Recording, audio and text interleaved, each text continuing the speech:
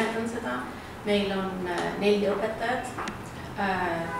Kool on 2 korda kuus, reede õhtuti, 3 tundi on.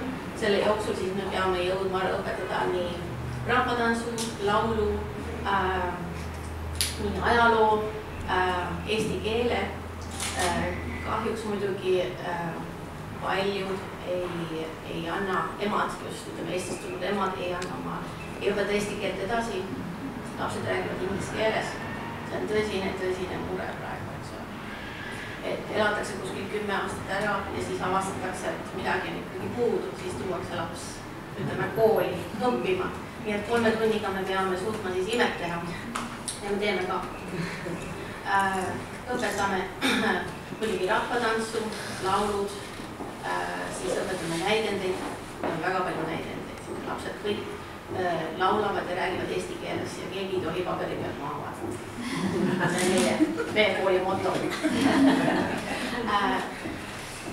Siis nüüd Merike alustas selle pärimuspäevaga, selle suure palli lükkas käima, nii et see jõudis sellel aastal meie kätte, meie Leipudi Eesti kooli kätte ja meie viisime seda läbi, meil oli 6 erinevat kooli. Läks väga kenasti. Loodame järgmine aasta jälle, keegi võtab selle pulga edasi. Siis, mis meie idee on see, et lapsed kõik kasvavad koos ülesse ja suuname neid laagritesse edasi. Nii et suvel nad lähevad laagritesse edasi ja loodame, et nad eesti keelt edasi õpivad. Eestisse laagritesse? Seda ka, jah. Nii et selline on siis meie Leipudi Eesti koolis.